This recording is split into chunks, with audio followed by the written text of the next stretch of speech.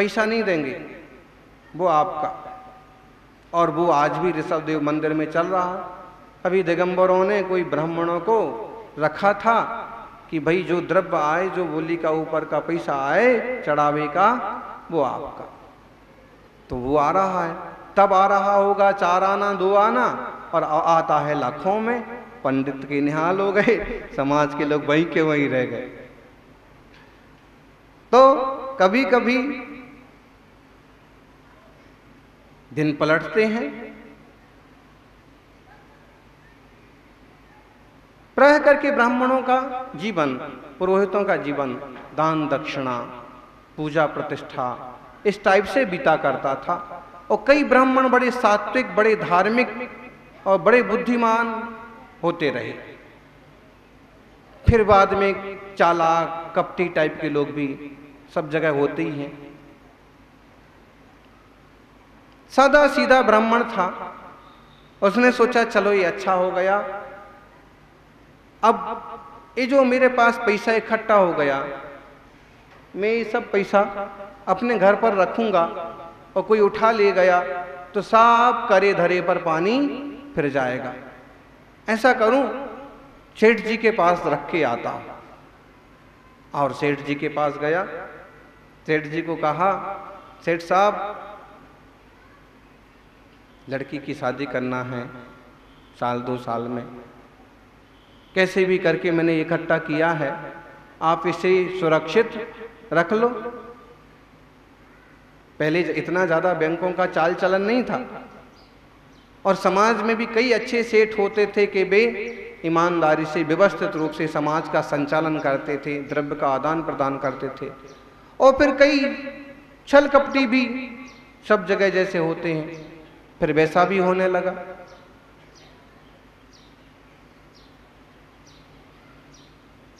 सेठ साहब, सेठ ने कहा ये अच्छा हुआ, लाओ रख लेते हैं। रख लिया, योग संयोग की रिश्ता बैठ भी गया, और साल भर बीतते बीतते उसने कहा कि अच्छा हुआ, अब जाकर के सेठ से पैसा वापस मांगते हैं। सेठ जी से पैसा मांगा तो सेठ जी का तो इतनी मोटी रकम पर मन आ गया, उसकी बरसों की कमाई। उन्होंने कहा कौन सी रकम, कौन सा रुपया? ब्राह्मण ने कहा कि लड़की के विवाह के निमित्त में रख के गया था। कौन सी लड़की, कौन सा विवाह? सेठ जी ऐसी बातें क्यों करते हो? अगर आप ऐसा करोगे तो मेरी तो लड़की का जीवन बर्बाद हो जाएगा, मैं इतना जल्दी कहां से कमा के लाऊंगा? सेठ ने कहा कि तुम्हारा तो मेरे पास कोई रुपया पैसा नहीं है, ये वही खाता देख लो, और वही खाता तो जैसे बनाओ वैसे बन जाते हैं ना।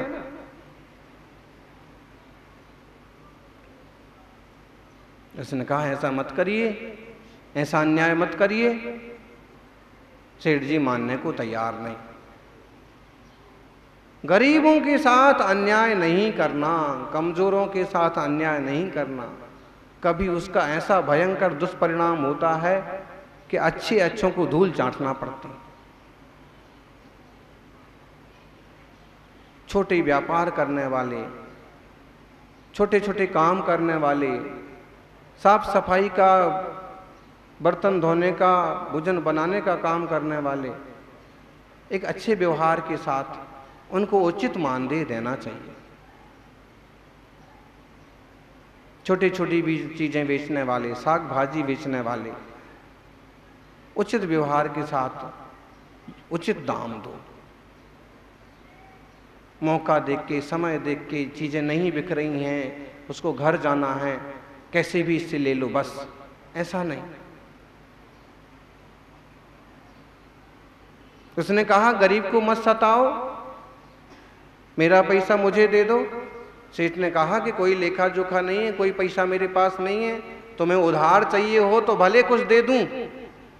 उसने हाथ जोड़ लिए, मुझे उधार तो नहीं चाहिए, मेरा लेके ही दबा दिए, उधार ले लूंगा तो फिर क्या करोगे? मैं राजा के पास जाके शिकायत करूंगा। सेठ तो अपने ताव में था, ठीक है राजा को कह देना। सोच रहा था इतना कमजोर आदमी राजा के पास कैसे पहुंचेगा, लेकिन योग संयोग के पास कि थोड़ी सी कोशिश की और राजा के पास पहुंचना भी हो गया। कोई सहयोगी मिल गया, राजा से भी बात करवा दी। राजा ने सारी बात सुन ली। राजा को बड़ी दया आई। उसने कहा ये तो सरासर अन्याय है, बेटी का हिस्से का ही कोई खा जाए तो ये तो बहुत बुरी बात है। फिक्र मत करो, आज जब मेरी सवारी निकले तब तुम मेरे रथ के पास आना। शाम को राजा की सवारी निकली और राजा गद्दी पर बैठे और 2-4 सैनिकों के साथ ब्राह्मण भी अच्छी तरह से राजा के पास खड़ा। और जब वह सवारी सेठ जी की पेड़ी के पास से, दुकान के पास से, बाजार से निकली तो सेठ जी तो देखते रह गए। क्या ये ब्राह्मण सही में वही तो है? आंखें फाड़ फाड़ के देखने लगे कि वो ब्राह्मण जिसका पैसा मेरे पास पड़ा है राजा से इतना मिला जुला है, राजा इसका इतना सम्मान करता है कि अपनी सवारी पर भी इसको साथ में लेके चल रहा है। सेठ जी एकदम से घबरा गए, कहीं इसने राजा से शिकायत तो नहीं कर दी, कहीं इसने सारी बात तो नहीं बता दी, इसके थोड़े से रुपए के चक्कर में कहीं मेरे यहाँ रेड ना पड़ जाए, कहीं कोई धारा लगा करके राजा परेशान ना कर दे। और उधर से निकल गई सवारी। राजा ने कहा कि जाओ अब उतर करके अपने घर जाओ।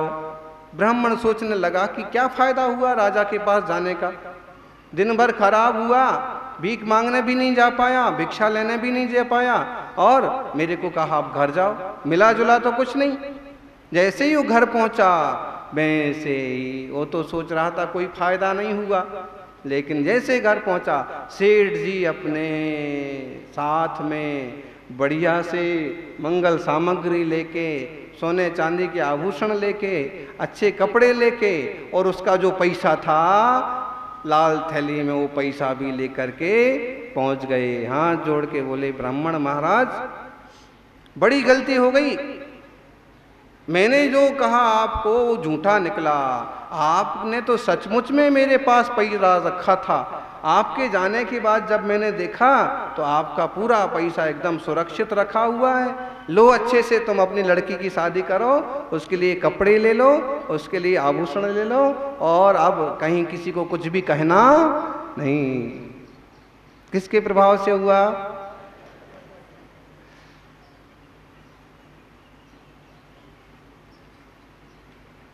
वैसे एक पैसा देने के मूड में नहीं थे, और राजा के साथ ब्राह्मण को देख लिया तो प्रभाव होता है, मुखिया का प्रभाव होता है, प्रमुख का प्रभाव होता है, पुण्यात्मा का प्रभाव होता है। कहते हैं जब चक्रवर्ती घर में विराजता है, आसन पर विराजता है, तो सारे रत्न यूं चमकते हैं, सारे कार्य यूं चलते हैं, देवता भी हाथ जोड़ के खड़े रहते हैं। और वही चक्रवर्ती जब दीक्षा लेके तपस्या के लिए चला जाता है अथवा मरण को प्राप्त हो जाता है तो वे सारे रत्न फीके पड़ जाते हैं, सारे देवता भाग जाते हैं, यहाँ तक कि आगे का राज्य संचालन भी कठिन हो जाता है। प्रभु तो 3 लोक के नाथ हैं। जब एक राजा के आश्रय से रहने वाली ब्राह्मण का घर भर सकता है तो 3 लोक के राजा के आश्रय से रहोगे तो तुम्हारा घर क्यों नहीं भरेगा, तुम्हारा जीवन क्यों नहीं उत्तम बनेगा। गुरु के प्रभाव में रहोगे, मुनि के प्रभाव में रहोगे, प्रभु के प्रभाव में रहोगे, धर्म के प्रभाव में रहोगे तो तुम भी प्रभावशाली बन जाओगे। धर्म छोड़ करके कुछ नहीं करना।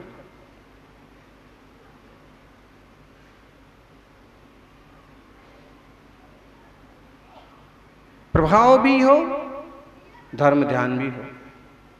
पिछले दिनों उदयपुर में दीक्षाएं हुई। गुलाब चंद कटारिया गृह मंत्री, उनकी भी भावना दिखी श्रावक लोग पिच्छी दे रहे थे दीक्षार्थियों को।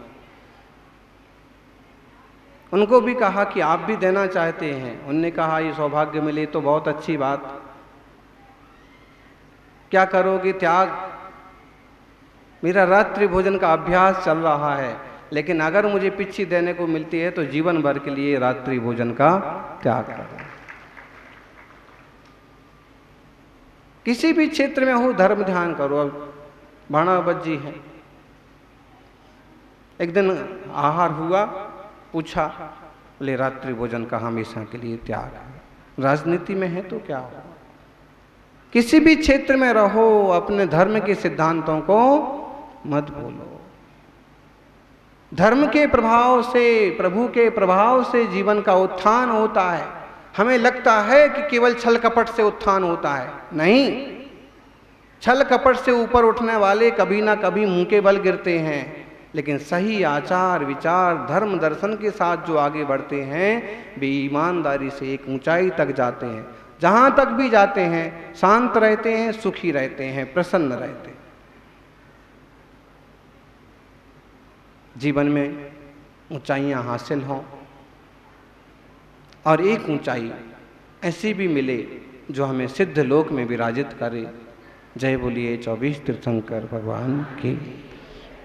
प्रभारा मुद्योतकं दलित पापतमो वितानं सम्यक् प्रणम्य जिनपादयुगं युगादा वालम्बनं भवजले पततां जनानां यः संस्तुतः सकलवाङ्मया तत्त्वबोधा दद्भूतबुद्धिपटुभिः शुरलोकनाथे स्तोत्रैर्जगत्त्रितया चित्तहरैरुदारै स्तोत्रे किलाहमपि तं प्रथमं दिदेन्द्रं बुद्ध्या विनापि विबुधार्चितपादपीठ स्तोतुं समुद्यतवतिर्विगतत्रपोऽहं बलं विहाय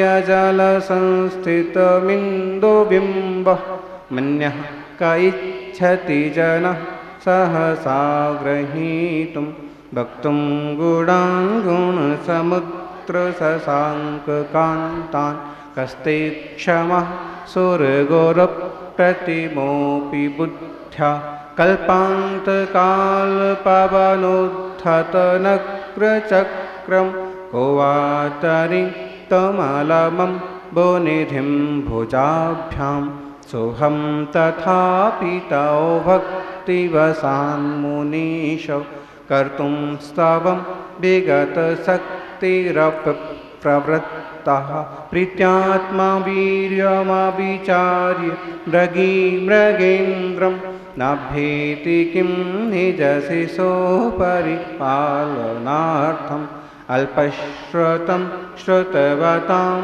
परिहासधाम तद्भक्तिरेव मुखरीकुरुते बलान्मां यत्कोकिलो किल्मधो मधुरं विरोति तच्चाम्रचारुकलिकानिकरैकहेतुः तत्संस्तवेन भवसन्तति सन्निबद्धं पापं क्षणाच्छयमुपैति शरीरभाजाम् अक्रान्तलोकमलिनीलमशेषमाशु सूर्यांशु भिन्नमिव सर्वमन्धकारं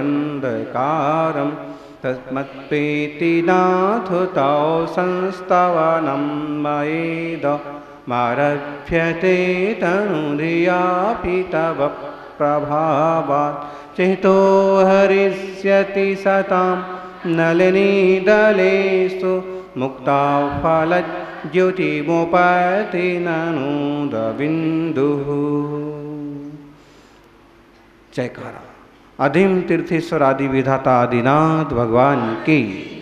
वर्तमान जिन शासन नायक वर्धमान महावीर भगवान की। आचार्य श्री आदि सागर जी महाराज की।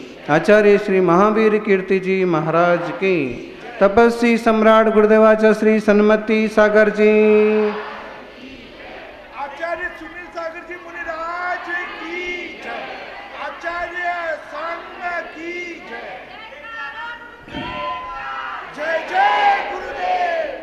डूब जा भक्ति में गाफिल, जिंदगानी फिर कहा। डूब जा भक्ति में गाफिल, जिंदगानी फिर कहाँ। जिंदगानी भी रही तो नौजवानी फिर कहाँ। जिंदगानी भी रही तो नौजवानी फिर कहाँ। भक्ति में डूब जाइए, क्योंकि जिंदगी कब तक की है इसका लिखित में कोई ब्यौरा आपके पास नहीं है। ज्योतिषियों ने आश्वासन दिए होंगे आपको कि 80 साल जियोगे, 90 साल जियोगे।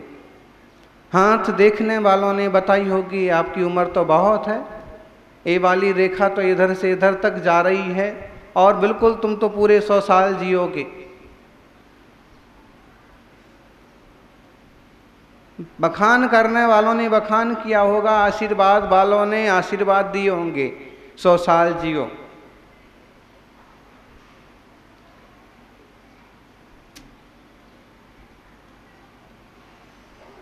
जन्मदिन पर बोलते हैं ना, जियो हजारों साल, और साल के दिन हो कितने हो? एक साल में दिन में कितने हो आपके? साल में दिन हो 50,000, 1000 दिन होते हैं साल में। साल में किसी के कहने से कम नहीं होते दिन और ना बढ़ जाते हैं। तुम्हारी दुआ देना सही है कि तुम 1000 साल जियो, 50,000 साल जियो, लेकिन कोई 1000 साल 50,000 साल जीता है? अगर वह बीमार पड़ जाए ना 70-80 साल की उम्र में भी, तो कहने लगता है हे भगवान जल्दी उठा ले। खाट से भी उठा नहीं जाता है। जब खाट से भी नहीं उठा जाता है तो क्या कहता है? अब भगवान तू उठा ले। लड़के तो उठाते नहीं हैं, बहुएं भी हाथ नहीं लगाती हैं, तो कौन उठा ले फिर हैं? अब जब किसी के उठाने लायक नहीं बचा तो कहता है कि भगवान उठा ले। सबसे रद्दी चीज बची तो जैन धर्म कहता है कोई भगवान उठाता नहीं है। लेकिन फिर भी जब व्यक्ति ज्यादा त्रस्त हो जाता है तो कहता है कि जीने से अच्छा तो मर जाना। होता है ना, कभी कभी अमुक व्यक्ति को लेकर के तो आप भी कहते हो अच्छा हुआ भैया उनके प्राण निकल गए, बड़े संकट में थे, 9 साल से पैरालाइज था और 9 साल से खाट से नीचे नहीं उतरे, सब उसी पर होता था। 6 साल से तो बोलना बंद था, तो 2 साल से तो हाथ मुंह चलना बंद हो गया था, तो साल भर से तो मुंह में पानी डालना पड़ता था, वगैरह वगैरह। अच्छा हुआ वो चले गए।